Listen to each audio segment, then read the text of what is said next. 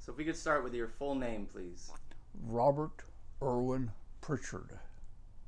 And can you spell the last name, please? Spell it Yes, please. as Pritchard. And where and when were you born? I was born in Glendale, California in 1926. And what month and what day? August the 27th. So how old are you currently? I am now 91. I'll be 92 in August. Great. And which branch of the military did you serve with? The United States Navy. Okay. And what was your rate with the Navy? I went in as a seaman, and before I got off the ship, I made third-class petty officer. And what ship did you serve on? I served on the USS Rushmore LSD-14. And what was your job on the Rushmore? We were first aboard ship as boat crews. We handled all the landing craft aboard ship, maintained the boats, helped load the ship before an invasion or cargo, whatever we were to pick up. Everything went aboard our boats and then aboard ship. So. And what years did you serve from and until? When I first started, Yeah, when did you join the Navy? I joined the Navy in January of 1943. Went through boot camp, and then after boot camp, went over to the island of Coronado, which is across the bay of San Diego, and went into boat training for a period of 3 or 4 months, whatever it was. And then we went aboard ship, which was a PA cargo ship, and from there we shipped out over to Pearl Harbor. And when were you discharged? I was discharged in I think April of '47. Okay. And which theater of operations did you serve in? I served in the South Pacific. Great. So can we talk about your childhood growing up? You said you were born in Glendale, California. Yes, I was. Glendale. Did you have any siblings? Did I have what? Siblings, brothers, and sisters? Oh, I had a whole group of brothers and sisters. There was a total of 4 and 6. So there's 11 of you total? total 6 boys and 2 girls all total. So. And tell me about your parents. What were their names? My dad's name was Frank. My mother's name was Edith. And she died when I was approximately 10 years old. How did she die? Very, very ill for a long period of time. As all I can remember is she was in bed all that length of time that I knew, can remember. So. Okay. And can you tell me about your father? My dad, we got along fine. He worked at the time when we moved to the beach area after I was born. He went to work for Douglas Aircraft. That was before the war started. And after the war started, he stayed with Douglas Aircraft until sometime after the war ended. And then he retired, and that was his life, and we got along fine. We had a good relationship with my dad. All of us did, and that was my dad. Did he remarry? He remarried sometime after the war was over. No, it was during the war. Got married, and I got information through the mail aboard ship that he had married, and I didn't know the lady at all, so I didn't know her until after I got home after the service and got acquainted that way. So where did you fall in line with your brothers and sisters? What number were you? Oh my goodness, I was next to last, but youngest sister, she was born after I was. So then there was myself, my brother Warren, then my brother Edward, that was in the Army at the time before the war started. And then after that was my brother Eugene, who is now still living in California. He's 96 some years old. And then there's older brother Frank. He also worked for the aircraft industry during the war. And then after Frank was my oldest brother, was Elvin. We called him Peck at the time. And he was also with Northrop Aircraft during the time of war. So, and that was the whole length. So were you guys pretty close growing up? Pardon, sir? Were you guys pretty close growing up? Yes, I think we were. We were very close, always getting together, always Christmas time, picnics, parties, whatever. We were always getting together, so it was very close-knit. Yeah. And can you describe your experience growing up during the Great Depression? Oh, no, not really. There's not a heck of a lot that I was involved with. I grew up down in the Venice area, down there at the beach, and become what they call a beach bum, I guess, and took up surfing and surfed most of my time. Then the war came along and that took care of that. So, but then I went back to surfing after the war. I went back to surfing again for a few years and just continued on. So did you do any working as a young man growing up? Did you have any jobs to help out? No, I finished, stayed at high school, and then when the war broke out, I decided I wanted to go to the Navy, and that's when I went in '43.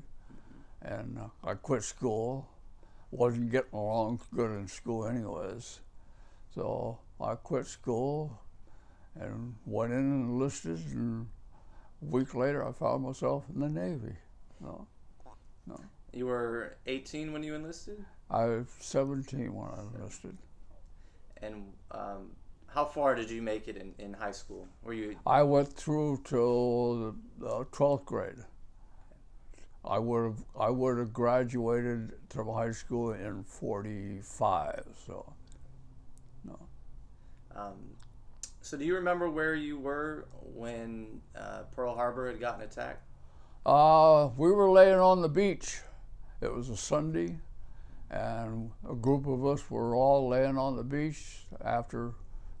We're always laying on the beach, so that's when it happened, and that's when we got the news.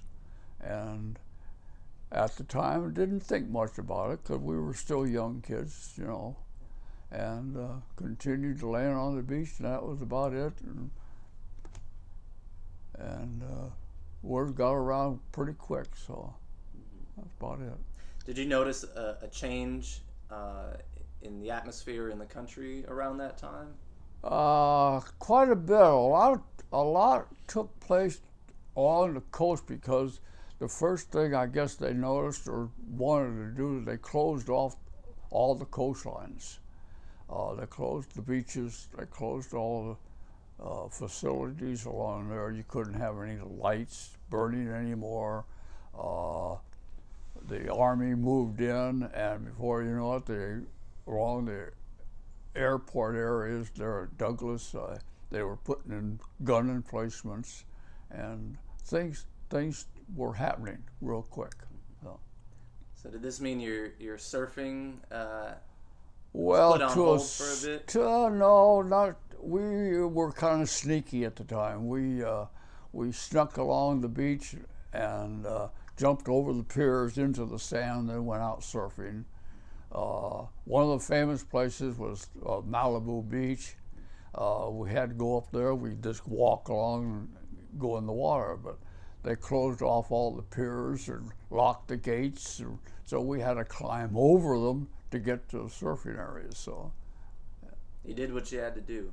Pardon? You did what you had to do. Yeah, right. So we just we just made the best of it. So that's all you could do. So a group of us would get together.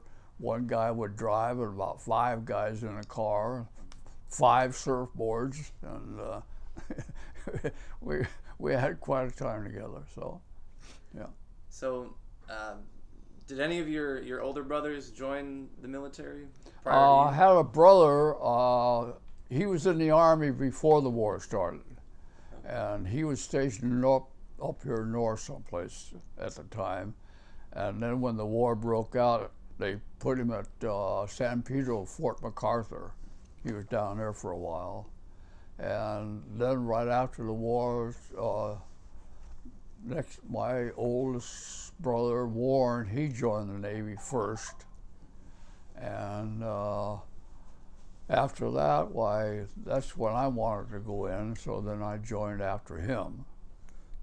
Then I had an older brother that he went in just about the end of when the war ended, so he was in for a short, brief time. So, tell me, why did you choose the Navy?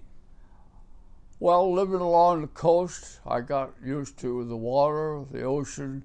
I worked out with the lifeguards a lot of times. Went out served on their lifeguard boat, and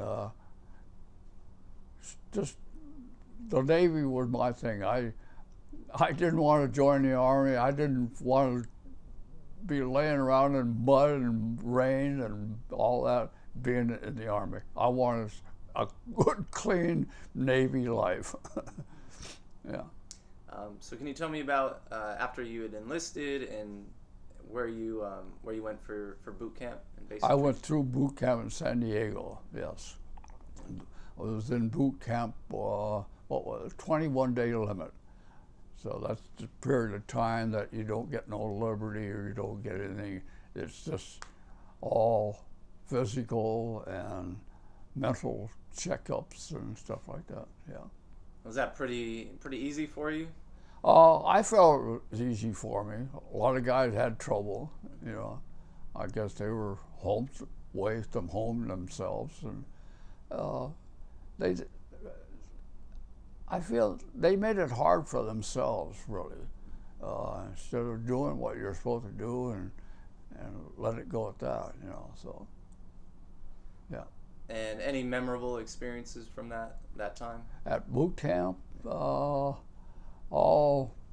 can always remember putting my dress blues on for the first time and getting liberty.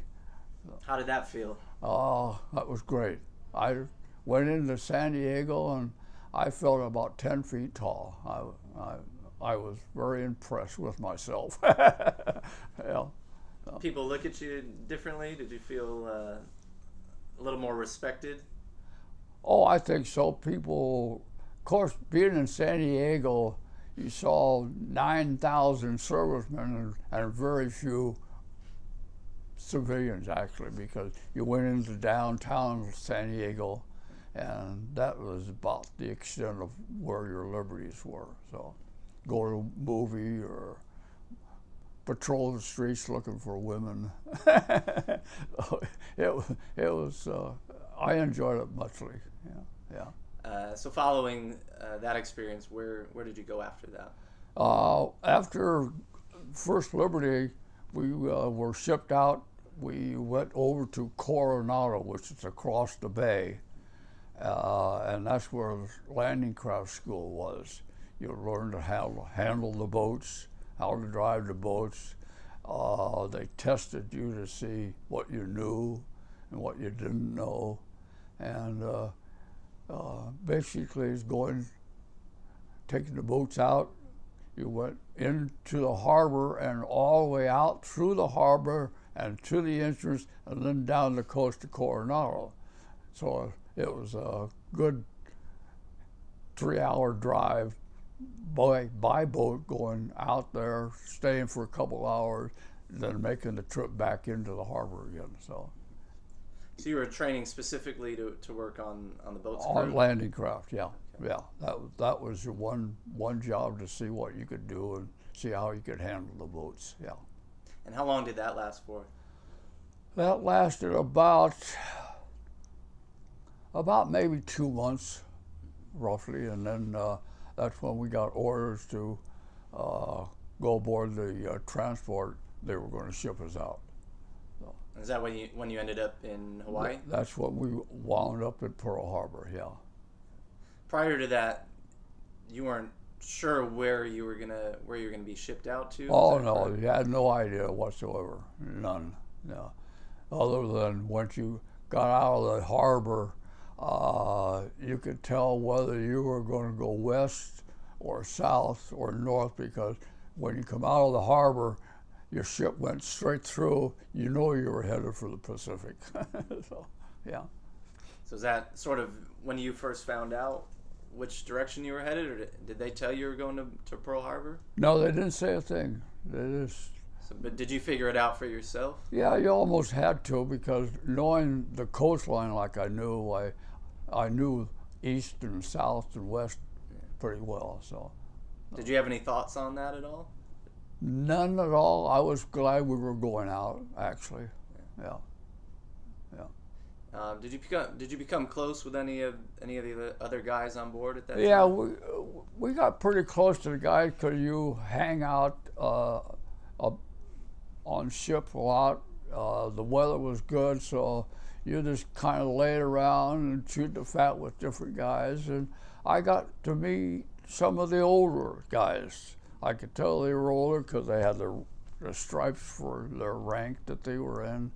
Got acquainted with a couple of the boatswain's mate that were aboard ship, and then met some of the regular other guys that we eventually got to know later on. So, yeah. And are these guys that you trained with, are they the same gentlemen that you ended up serving with, or? Some of them, yes. Once we got to Pearl, some of them disappeared, and you later found out that some of them went to radio school, or some of them went to flagships or signaling, and maybe different types. Some went to gun training, machine guns, how to operate the gunnery, and so we wound up, after going to Pearl, we wound up going to Maui, and then you met another different group of people again. So was this the end of '43 when you landed in Pearl? Yeah. So I wound up on Maui in September. No, it was before, about April. Wound up going to Maui for more boat training again. So, and that took place 4 or 5 months, and then in September went back to Pearl again, and that's when we were assigned to landing craft school there, and picked up more ships and assigned to the Rushmore also. Now, when you first landed in Pearl Harbor, were there still remnants of the attack? Yes, I was quite impressed and taken by going into Pearl Harbor entrance, and my thought, and I knew where the Arizona was. I went to the starboard side of the ship when we passed the Arizona, and I was quite impressed, quite shocked about it. So, can you elaborate a little bit on that? What was it that? Just to seeing the battleship sitting in the water, the 16-inch guns sticking above the waterline, and the devastation that it had taken. So, was quite impressed. And were you aware of, I guess, the fate of the Arizona up to that point? You'd learned what had happened. Oh yeah, we learned what happened actually when we were still on the beach when the attack happened on that Sunday. Mm-hmm. We were pretty well aware, because all of us were, hanging around boats all the time, surfing all the time, so we knew about one or two of the ships that were there, and so did it seem to become more of a reality seeing it in person? Yes, you did. It made you think differently about seeing this, what happened, seeing all the ships that were sunk in the harbor, and the devastation there. Yes, it changed you quite a bit, I think. Yeah. So your time on Maui, you were doing more boat training? More boat training. Was it more of the same, or was it a bit different? It was basically the same. We had the same landing craft that we trained with at San Diego. And what would the training involve? What were you physically doing? We went out in the boats every day, every morning, about the same time. We would go through maneuvers on the boats, learning signals, learning the light signals, how to use flags, how to train the boats, what port, starboard, different maneuvers that apparently you knew was going to happen later on in life. Yeah. And how long were you on Maui for doing this? We were on Maui. We left there in September to go back to Pearl. Yeah, that's when. Excuse me. That's when they loaded up. There was 80 of us involved in that move, going back to Pearl to be assigned aboard ship. So when you returned to Pearl Harbor, that's when you were assigned to the Rushmore? Yes, it was. Yeah. We were assigned to the Rushmore. We took some orders to go over to the Army Depot base, which was across the harbor at the time,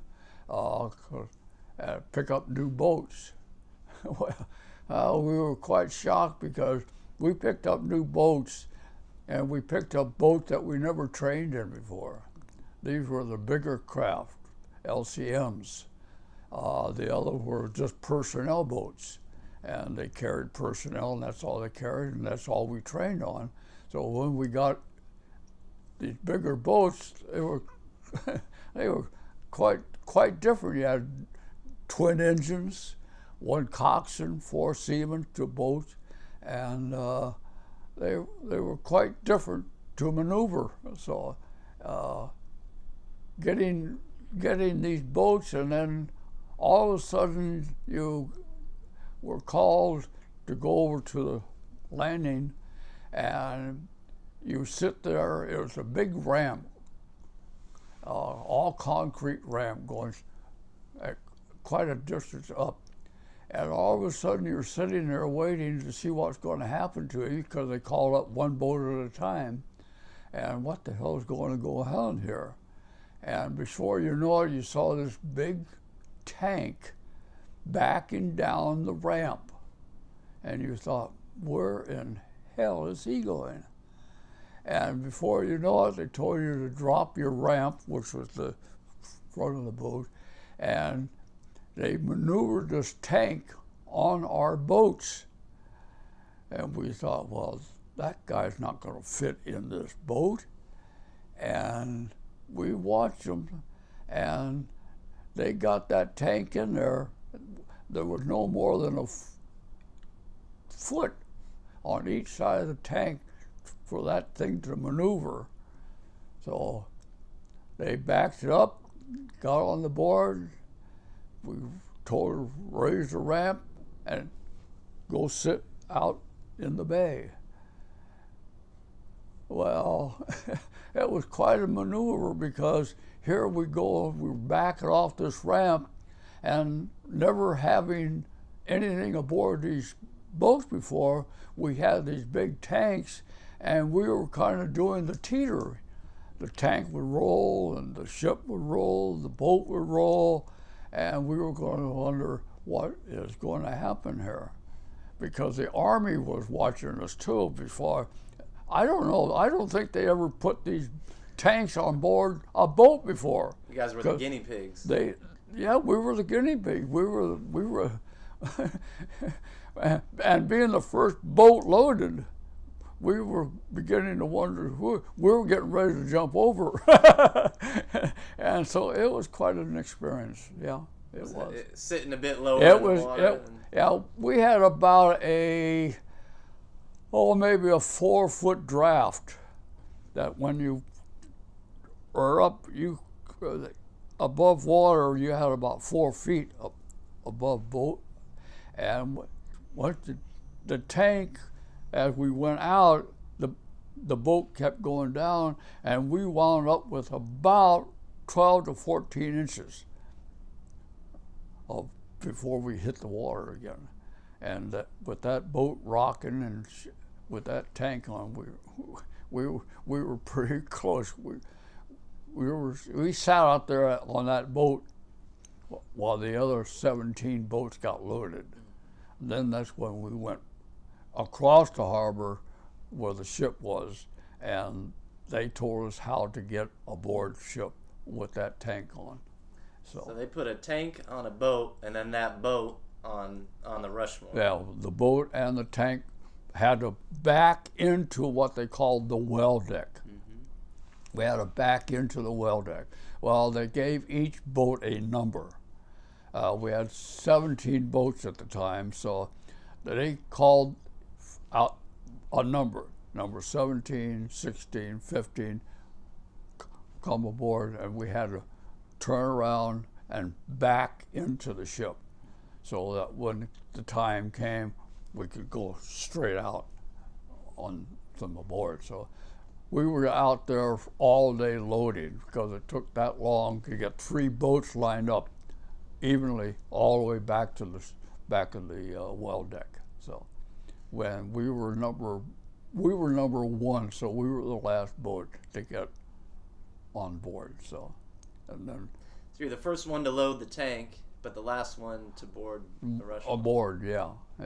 So then when you every time you went out, regardless of where it was on maneuvers or whatever, you had to do the same reverse thing aboard to get the boat on again, and you were wound up number 1 on the ship again. So were you always boat number 1? We were always number 1, yeah. So that way you know what rotation you went aboard ship. So you waited till number 3 went aboard, and then 3, 2, and 1. So.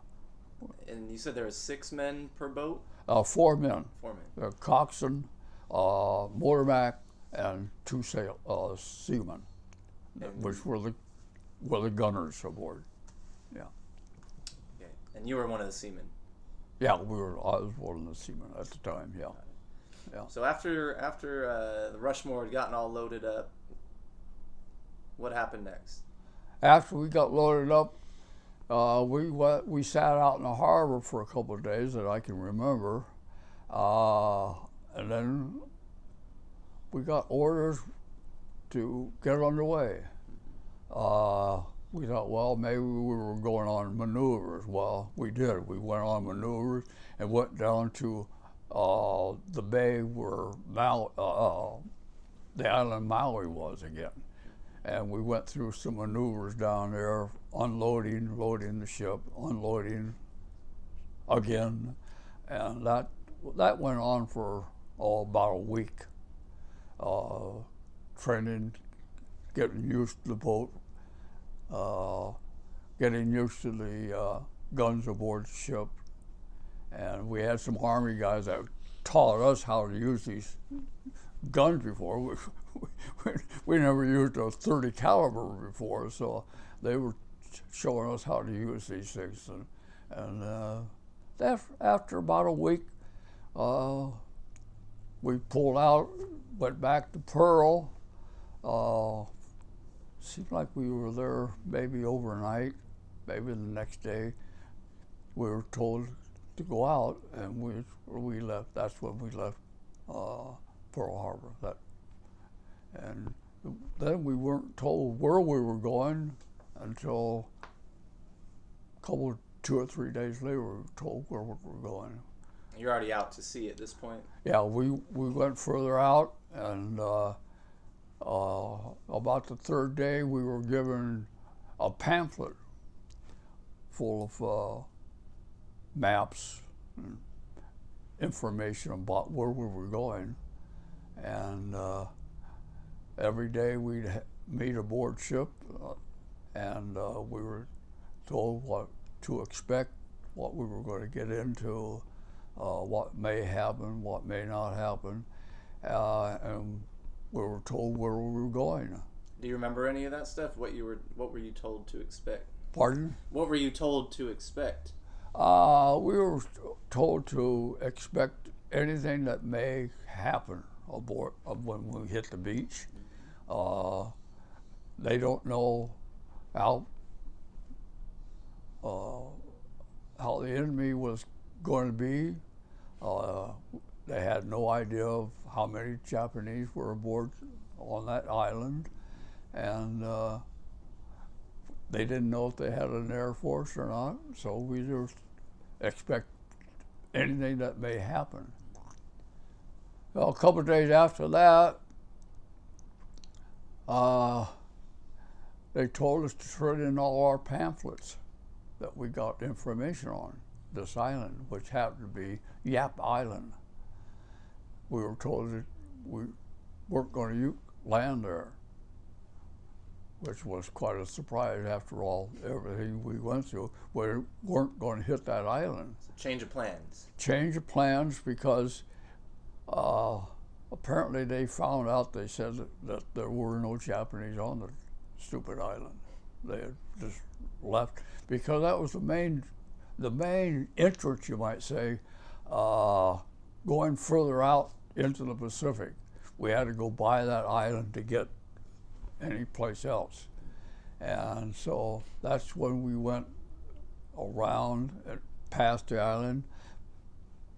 Nothing happened, nothing took place, so I guess they were right, nothing was on the island. So that's when we were told 2 days later that we were going to hit Leyte Island and invade the Philippines. Yeah. Oh. And were you briefed again as to? Pardon? Were you briefed again prior? Oh to yeah, we were briefed quite a bit on Leyte Island. There was quite a maneuver that had to be done by the Navy before we could get into the island itself. It was a kind of a cove-like, and before we could get into that harbor and hit the beach, we had to go through a very narrow strip of land on the both starboard side of us and the port side of us. We had to be in there at a certain time because they had a Japanese force guarding the entrance, and they had to take out that particular before the Navy could move in and hit the beach. So the Navy went in first. They started pounding Leyte Island quite heavily. Air Force, everything was hitting the beach. Then we were assigned a position on the bay so that when we unloaded, we were close to the beach that we were going to hit. So, because each ship was given a beach to hit. A number of boats were going to hit the beach, a number of ships were going to be hitting that beach to what, more or less what to expect, so, yeah. So can you take me through that day, unloading the boats and what ensued after that? Unloading the boats, then we were reporting back to the ship, and then we were given an assignment to go to a particular ship. We were told where that ship was, and we were to help unload all their cargo and information back and forth to the beach until we were unloading all day long and putting her all night, that night, unloading the ship, taking supplies to the beach. And then that first night, we were coming back from the beach, and we were given a warning to tie up to any ship that was close by, because there was a Japanese air raid. And they laid smoke signals that covered the whole bay. You could not see 5 feet in front of you. So that's why they wanted us to tie up and to stay put until everything was clear. That fog came in. It wasn't a fog, it was a smoke. They covered the entire bay so that the Japanese couldn't tell where to bomb, what to hit, where they were in. So, and that's when all hell broke loose again. The Navy opened fire and sunk most of the Japanese off the northern, I think they call it, I don't remember the name, up north, Subic Bay, I think it was, that they told, that's where most of the Japanese ships were sunk. So, and they secured the beaches, and we started unloading some more. So, yeah. So would they send the infantry or the Marines in prior to unloading the boats? Oh, it was all Army. Everything was Army. Army tanks, Army military. So would they send the men in, the infantry in, prior to you guys bringing the tanks in? No, we were the first ones that unloaded the tanks first. Then they moved in, and then came the infantry after that. Yeah, they kind of cleared the beach, you might say. Yeah. So. And did you guys encounter any resistance at all, or? Do I? Did you guys encounter any resistance? Or did the Navy do a pretty good job? The Navy did a pretty good job. Things got a little tight there for a while.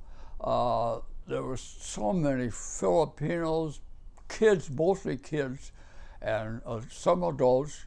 They just swarmed the beaches. And the tanks had a hard time maneuvering, getting these people off the beach again, and they had a hard time. It got rough, yeah, got rough. And that's then we were told, about a half hour later, we were told, do not leave the beach. Military police came along and told, don't leave the beach, stay right where you're at. Don't move. And we, what's going on now? And about 20 minutes later, here this LST, which is quite a large landing craft. It carried all kinds of equipment aboard, infantry and so on, pulled up right next to us. Right next to us. We were 3 or 4 feet from us. And pretty soon, so we were just standing around doing nothing, and the ramp dropped down. We saw all these civilians get off. What the hell is going on, And they were photographers. And be sure, as I was standing out on the bow of the boat, MacArthur stepped off this landing craft and hit the beach. Just as clear as the day is, MacArthur. Oh my God. There's MacArthur, all these photographers. In fact, on my wall here in the house, I got a picture of him hitting the beach, and I was in the background of that photographer. So it was quite an experience for me. I was quite pleased. Yeah. So. Now you mentioned there was a bunch of Filipinos swarming the beaches. Were they there to welcome you? Oh guys? Yeah, they were happy to see. They were going crazy. Yeah, waving. They had flags, American flag. I don't know where they had them all, but they had American flags all over the place. Thousands of kids. Oh my God! And, yeah, it was quite a show. Yeah. So was this all a one-day operation for you? That was all one-day operation. All one day. It's unbelievable. Yeah. So after you said you assisted another ship unloading all of their cargo as well. Yeah. Correct? Yes. Yeah. Because they were cargo ships, so they didn't have any kind of landing craft or any kind of boats to get all that stuff off. So we were assigned a particular ship to help unload all day long, all night long, however long it took, So, and they fed us. They flow down fresh fruit for us or whatever we wanted to eat. They saw that we were fed. So after that day, where did you guys go next? What did you do next? After that, we were. They picked up anchor and we shoved off just in time because then another air raid came, and we were told to get the hell out of there. And I think the old man shoved the ship in full steam, and we plowed right out of the harbor and headed for New Guinea, so, which was a safe haven for all the ships. And when you guys arrived in New Guinea, you were awaiting orders? Yeah, we were there no more than probably a day. Then we were given further orders to go here, go there, wherever. So where did you go next? Oh my goodness.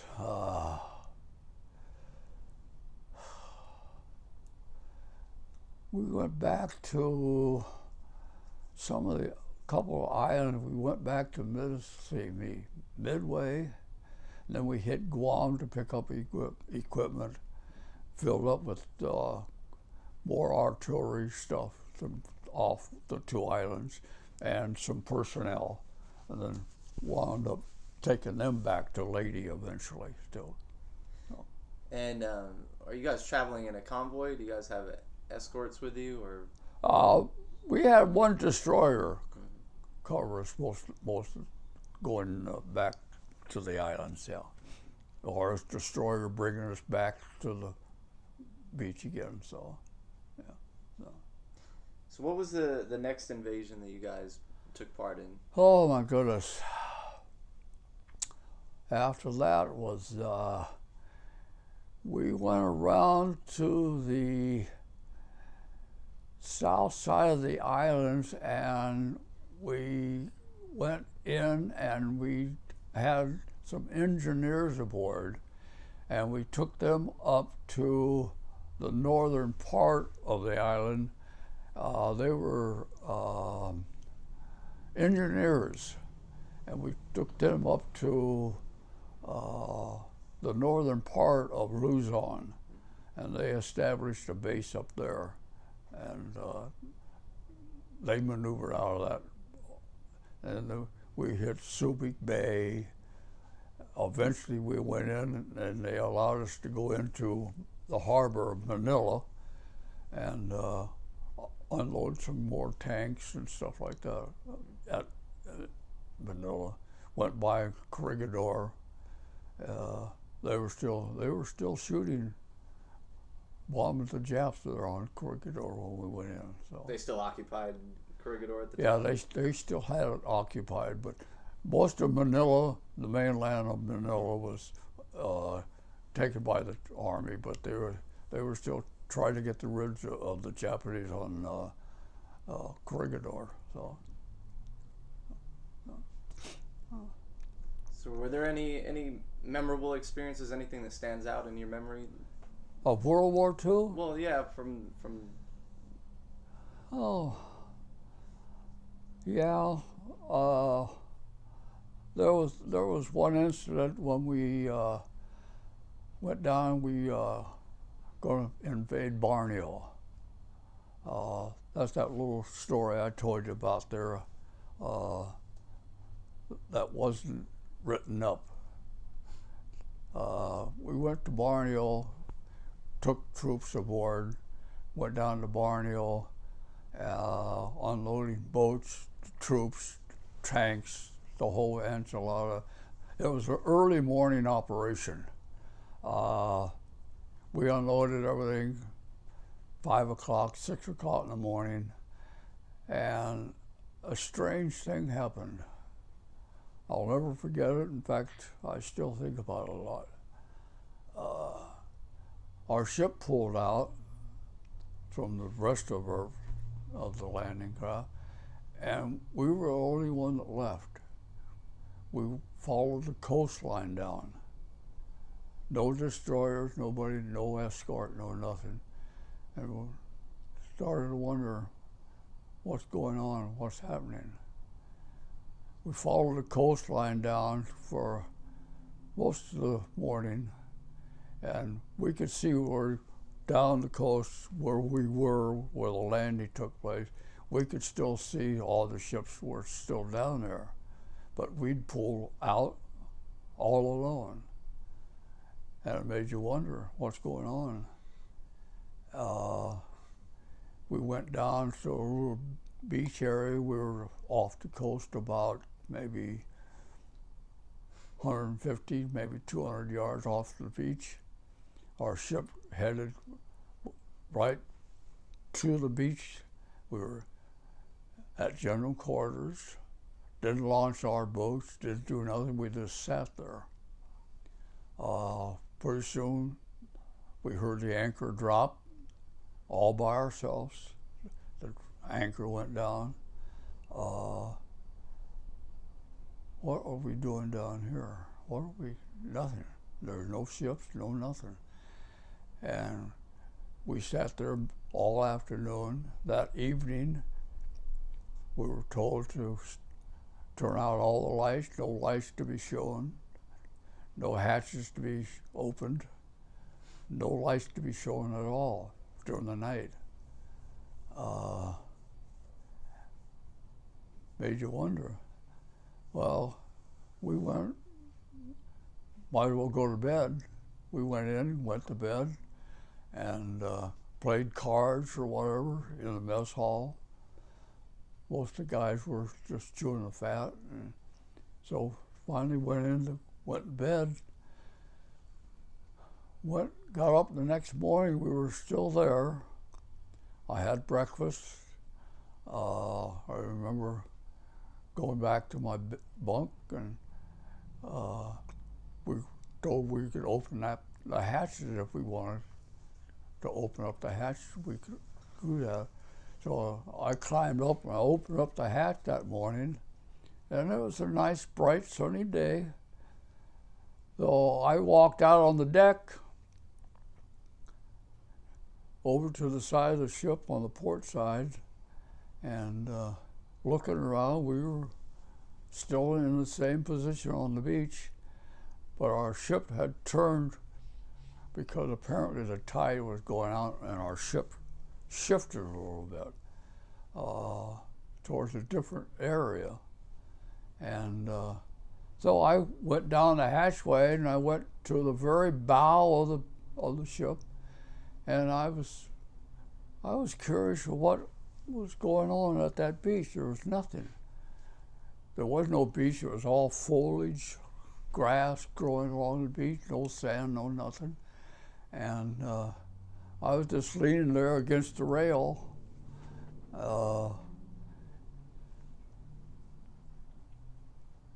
And all of a sudden I saw this torpedo coming right for the ship, and I turned and I yelled to the bridge, "Torpedo, 11 o'clock."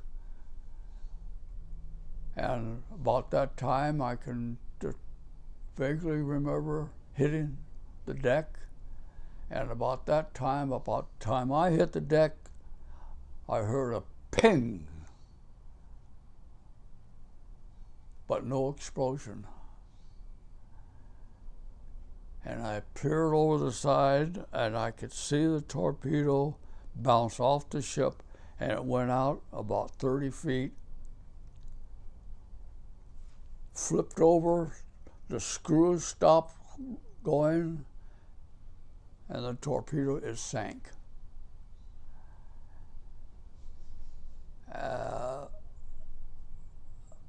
that's all I can remember after that. I wound up down in sick bay, and that's about all I can remember of what happened that day. So, and that's apparently scared me to death. So.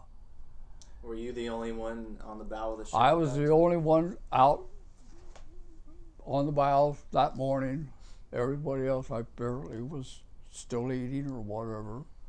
And I was just curious to find out what was going on. That's why I went out to see what was going on. So. And how long after you noticed the torpedo until it actually made contact with the ship? Oh, that was just seconds, because it was what we call 11 o'clock. The bow of the ship, 11 o'clock was over here, 10 o'clock and so on. So that's why we yell 11 o'clock.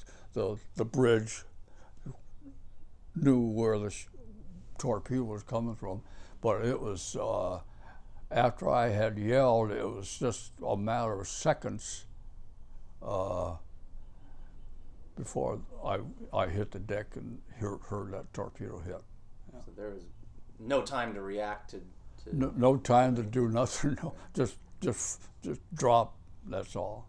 Just so. And you mentioned earlier that the tide had turned the ship a bit. Yeah, it did. Yeah. So if you guys were in your original position, it would have hit the starboard side of the ship, because we were this way to the beach.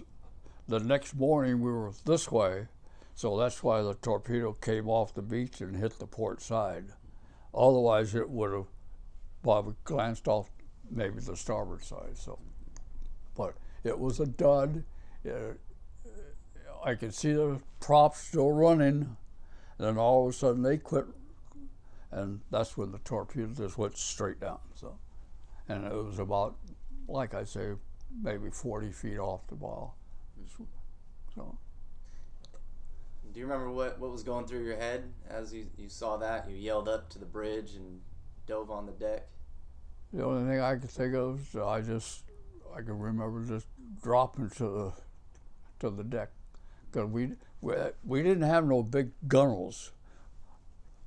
The deck was flat, and then we had maybe a 4-inch gunnel that went all the way around, and I could remember peering over and seeing that torpedo bounce off, then go out.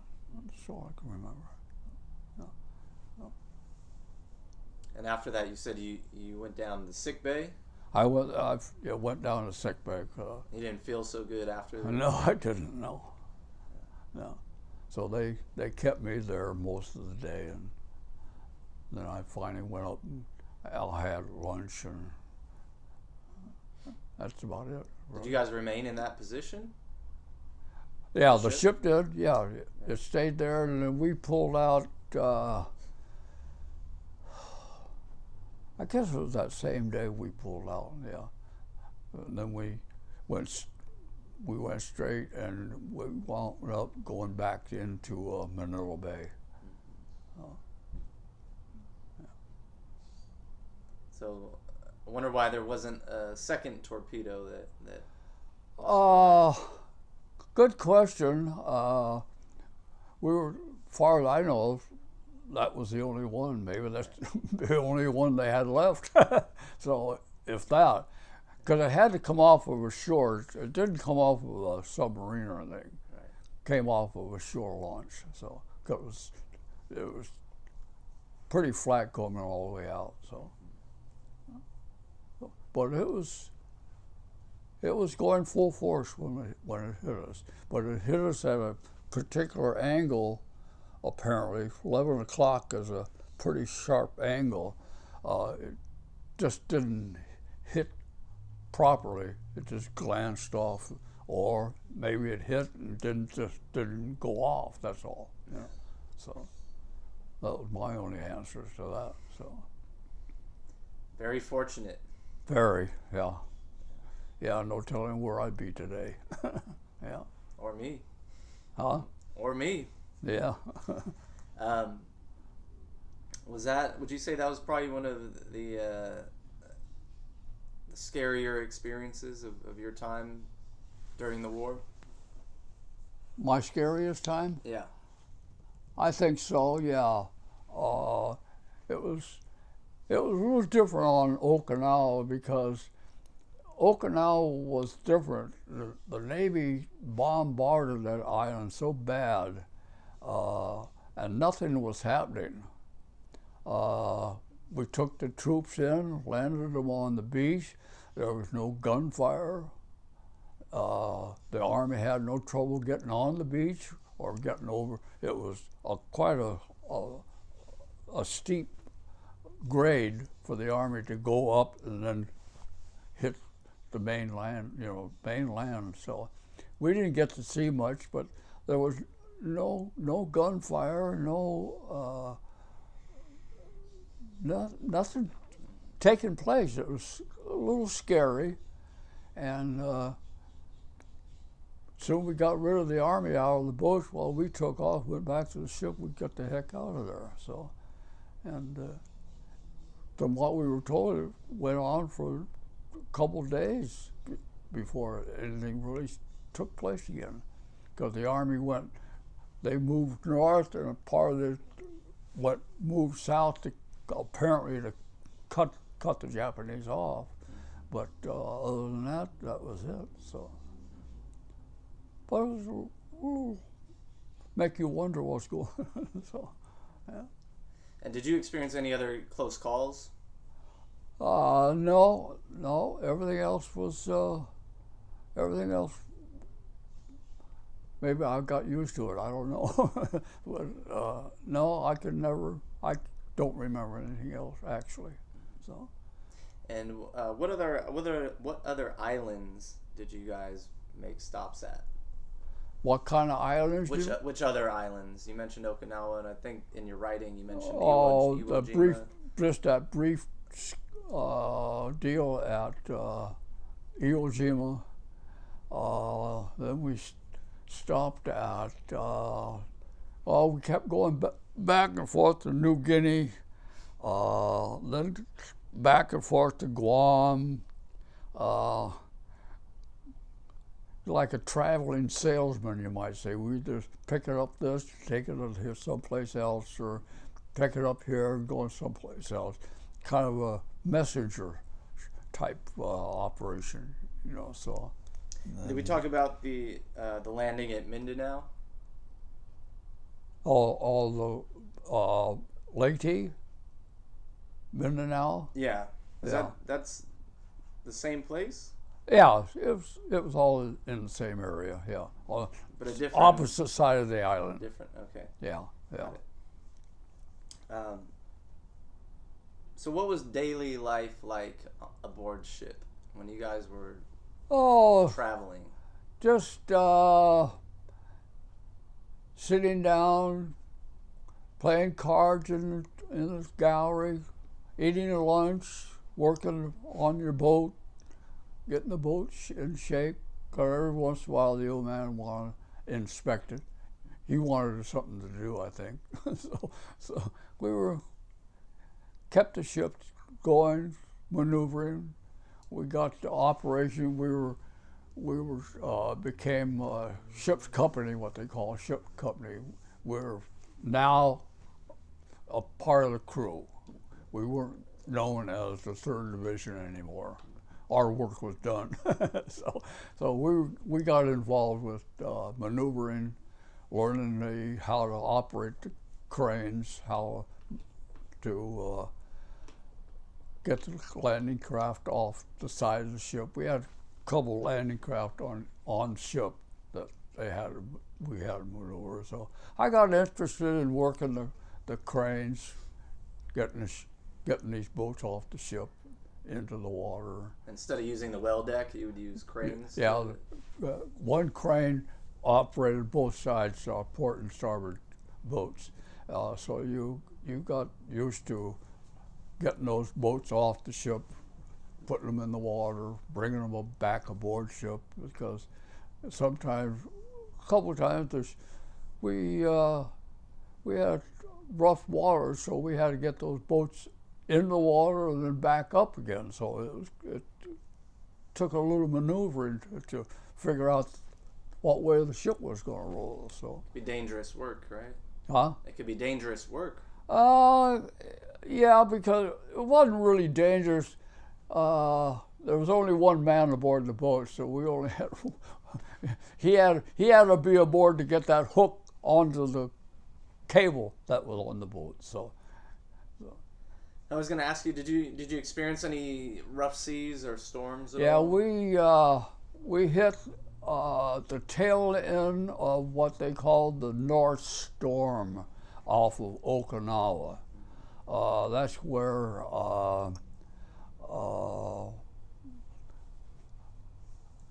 what was his admiral? I can't think of his name offhand. They were on the north tip of the storm. Slight hurricane. Our ship hit a 45-degree angle on the tail end of that, and this admiral, they lost 3 destroyers and over 500 men in this storm, because they like I say, they were the north part of the storm. We were at the tail end of it. So, and our ship was a hollow core, you might say, and that's when you hit a 45-degree angle on that, you hit a pretty good angle. So we were pretty scared. Did you ever get seasick at all? I didn't. No, I never did. No, I could eat anything or whatever came aboard. Of course, during that storm, we had sandwiches for about 3 days. So, all kinds of sandwiches, weird sandwiches. So, yeah, and a lot. Well, they gave us a lot of milk. We had a lot of milk because you had a big. Each boat had a keg, about yay big. I don't know how many gallons they held, but we kept that full of water, or during the storm we filled it up full of milk, or watered milk, I should say. So that's about all you got to eat for about 3 days. So. Now, tell me about the story with the U-3, the Japanese submarine. Oh, that was quite interesting. We picked up this Japanese submarine off the entrance to Leyte Island, Samar.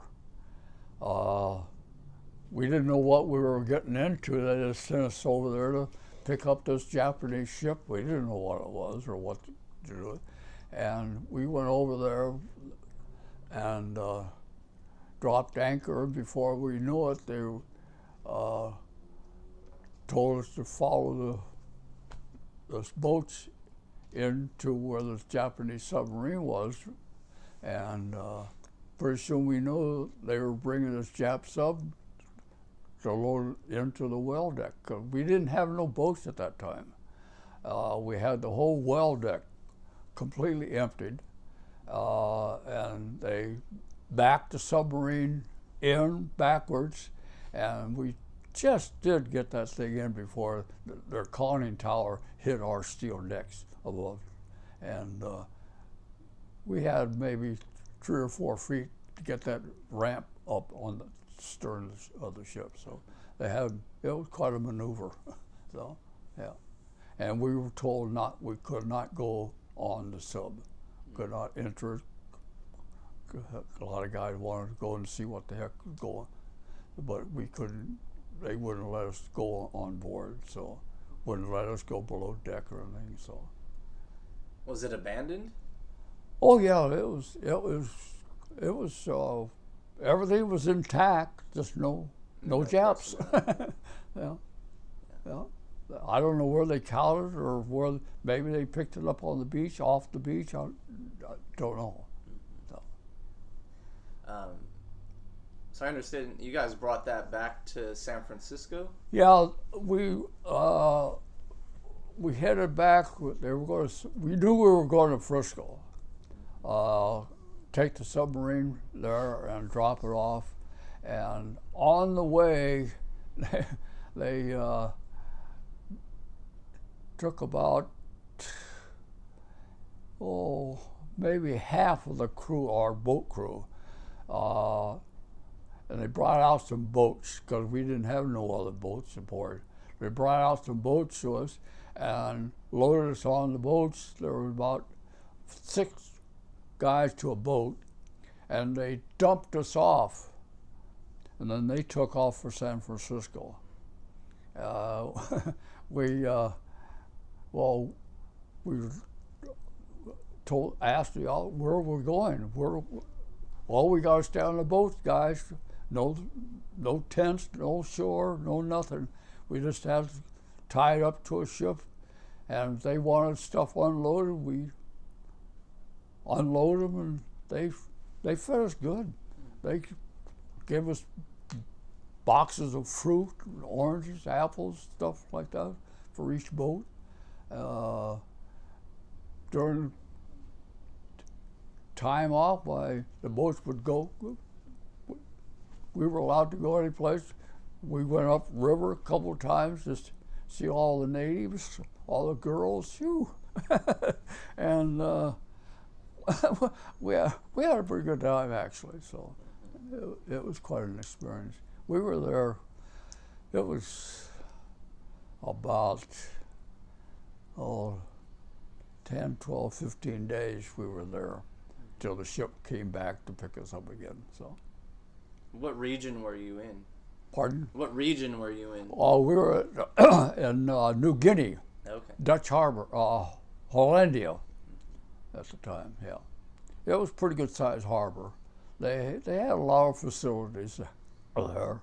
We had a couple of guys that kind of snuck ashore one day.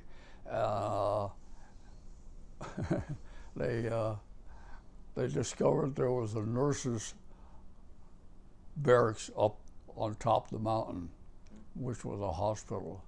And they went up there to get acquainted with a couple of girls, I guess. And they came back. One guy had a brassiere and a pair of pants from the nurse's place, and it got pretty funny after a while. So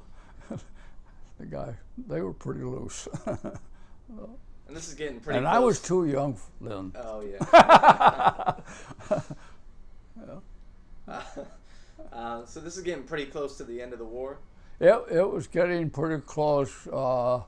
Our biggest maneuver was on Okinawa, going back there a couple of times, and then we went to a group of islands called the Ulithi Islands. Don't ask me how to spell it or anything else, but we went to the Ulithi Islands. When we got there, we didn't have no boats aboard or nothing like that. They were going to give us new boats. We got in, pulled in, and I could not believe what I saw. I saw so many ships in this harbor, the Ulithi Islands. I thought the whole Pacific was tied up in that harbor.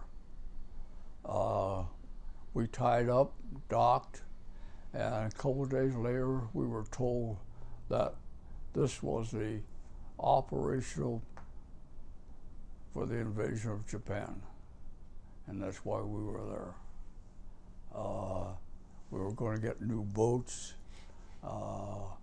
maybe new crews, whatever they needed. That's what we were going to get, and they didn't know what was going to happen, how long we were going to be there, but we would eventually find out. And after, I don't remember how long we were there, not very long, they just, all of a sudden we noticed the ships were leading, going different places, I guess, and that's when we heard about the war was over. and we might be heading towards Japan. Well, our first stop on going to Japan was we hit Osaka, Japan. We took some troops there, dropped them off, and then we left there and we went down the coast to Nagoya with some troops. They told us that they were going to occupy a place, a big plant there that they were told it was a toy maker warehouse. Well, I couldn't find out they made ammunition, and the troops were going to occupy that building. And so we went, dropped them off. We went up to, they had canals at that time going different places, typical Japanese, I guess. And over those canals were bridges, walking bridges. And we started up this canal, and we noticed the thousands of kids on these bridges. And as we approached, they were throwing rocks at us and all kinds of stuff. Pretty soon the MPs got a hold of it, cleared the bridges for us, because we didn't know what the damn torpedo or hand grenade or something be thrown aboard the boat. And so we continued up the harbor and then through the canals, and then that's when the troops went aboard and took over this factory. And they did find out it was a ammunition factory instead of a toys. So, yeah. And a couple of days later, we got to go in the town, Nagoya itself, and there was not much there to see except Japanese. All civilians, no troops of all in kind, none. Did you interact with the civilians at all? No, it was pretty quiet. There are what we call shops. Some of their shops were open, and you walked in through some of their shops, and that was about all. Had nothing much going on, so just turned around and went back to the ship again. So they were pretty respectful of you guys, and yeah, there was not much said. The typically Japanese bow, that's about all. So nothing serious, nothing bad about it. So how did you feel when you heard that the war had ended? We weren't surprised because of the bombing that they were doing there in Nagasaki, and just a matter of time, I guess. Or I guess you just kind of took that in mind as well. It's not going to last that much longer, and then once we took in troops to the mainland way, then we knew everything was okay and it's going to be over. So, had you heard about the atomic bombs that were dropped? Yeah, we did. We heard about the first one that was dropped. What were you told? We were just told it was dropped by a bomber on the city. Devastation was bad.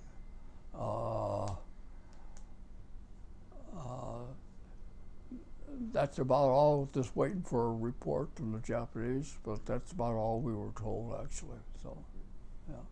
Did you realize or understand the magnitude of the power? Not really, no. Not until later on when we got some photographs of what happened. But so we were given some photographs aboard ship. And what were your thoughts when you saw those photographs? I, I really didn't have any thoughts about it. I was, I guess, I might have been pleased to know that that ended the war. So. Now I understand. I don't know which operation specifically it was for, but I understand that you guys had a bunch of Australian troops. Oh yeah, that was we had that was quite an experience with the Australians. They were part of the group that hit Borneo. They were a bunch of slobs. Boy, they were really raunchy guys, and that's when we heard that they had quite an operation over in Europe, and we had them aboard for the invasion of Borneo, and we had them aboard about 4 days, 5 days, whatever it was, and they slept on the boats. They ate mostly aboard their boats. We fed, the officers came on and they ate in the galleries, and they weren't fool around with those guys, you know. But that's what we found out. We had a couple of, we'd go down and talk bull with the guys, you know, and I kept, all of us kept smelling something strange. What smells so bad when we got on the boats? Come to find out, they drank vanilla extract as their drinking stuff. And you're talking about terrible, terrible smell. That was just so bad. Those guys drank that stuff like water, apparently. And that was quite an episode with those guys. We were glad to get rid of them. But they were a nice group of guys. Older guys. They were up in the age, you know, maybe in their 30s, 40s. Yeah. Most of the guys. Apparently, they had chased Rommel out of North Africa. They took. Well, I forgot what the name of that battle was that they were at, but they got rid of Rommel. Yeah. No, it was quite a chore seeing all of these guys from Europe coming over in the Pacific all of a sudden, you know. So. Yeah, not too many people served in both theaters. Not very many. As far as I know of, well, the British did. The British had a lot of man-of-wars operate in the Pacific, yeah. But troop-wise, none that we were told of was just the Australians, you know. So, and you couldn't blame them. They wanted to get home too. So, yeah. As far as I know, that was their only operation, was taking Borneo, because at the time they wanted to keep the Japanese from going down south into Australia. So that's why they cut that island off. So, yeah. Now, can you think of anything else that we haven't talked about that may have occurred that?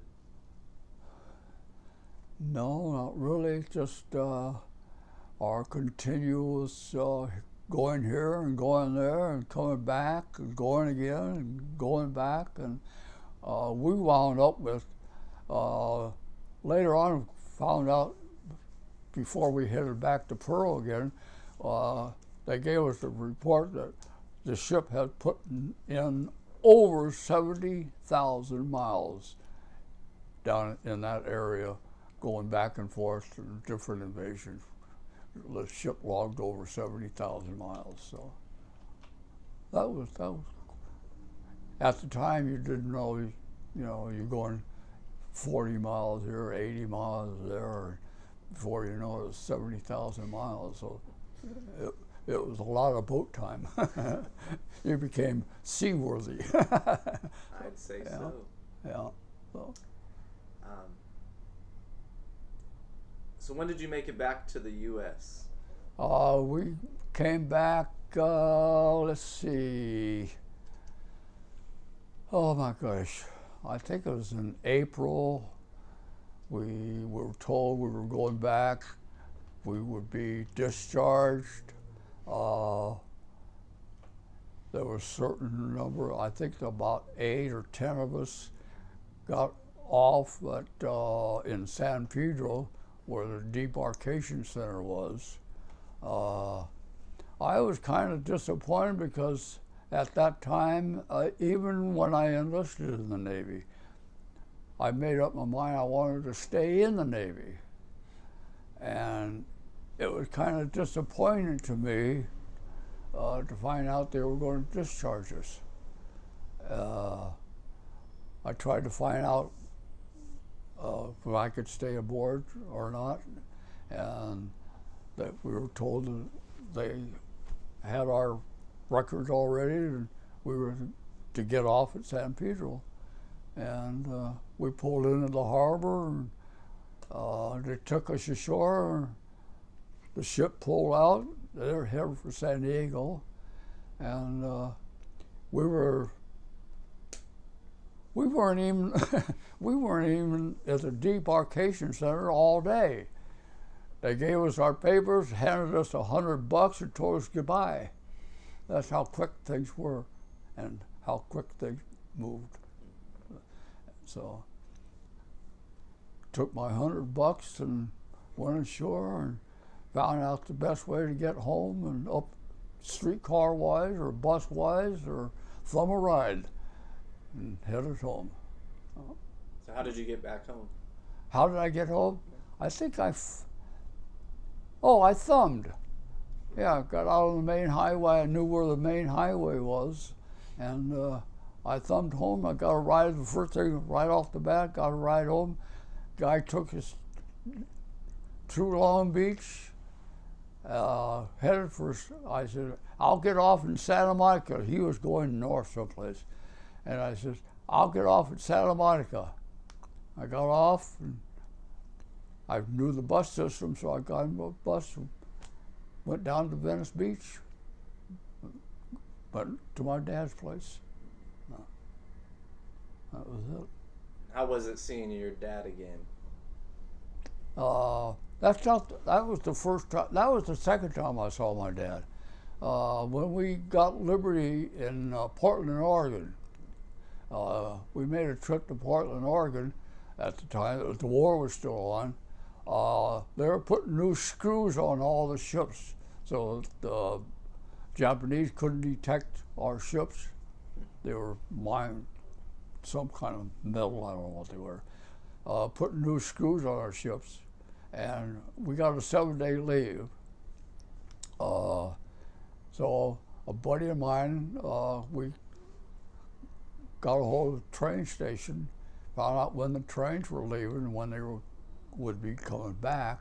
We took the train down to LA, to Portland, and we went to the lounge and drank beer all the way, and got to LA, and he went home to, he lived in South LA, I believe it was.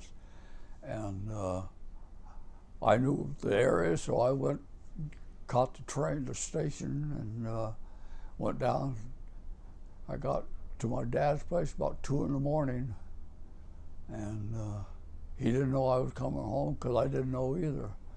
And I knocked on the door and rang the doorbell, and pretty soon the lights went on, and I heard a voice, "Who is it?" And I says, "Dad, it's me, Bob." And he opened the door, and I went in, so it was pretty nice, pretty nice. Good to see your family again. Yeah, my grandmother was there. She had been pretty sick, but she was there at the time too, so that worked out nice. So I was always very close to my grandma. So what did you do after you returned home from the war? Did you go back to school? Did you start working? Did you go back to I surfing? tried to go back to school. I said, well, maybe I'll get my diploma, you know. And so I tried to go back, And it worked out for a couple of weeks, and I said, no, this isn't for me. Maybe I thought I was too grown up to go back to school again, being in high school, and I enjoyed it because I still knew an awful lot of the kids that were still there, but I decided it wasn't for me, so I pulled out of high school and I got a job at a spaghetti factory and making spaghetti, which turned out okay because there were a couple of guys there that I knew, so it worked out okay. So, and one thing led to another, and I just took a couple other jobs here and there, and fooled around a lot, so made up for lost time. Oh, yeah. I'm going to ask you if there's any advice that you could give. Pardon? If there's any advice that you could give to younger generations, future generations, what would you be able to offer? The younger generation today, no. I don't think the generation today, the younger generation today, my age or anything, I don't think they know what the hell is going on. That's why you need to offer some advice to them. You know, today I would say stay out of trouble, get a job. If you're out of school, or stay in school, finish school.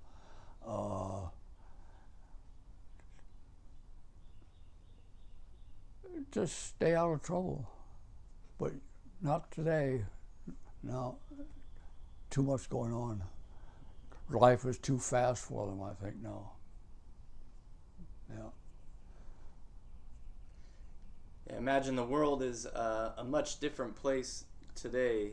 Oh yeah. Than it was when you were growing up. I would give anything to go back to those days. I was still in school. I had a great life living at the beach. Never got in trouble. None of the other kids ever got in trouble.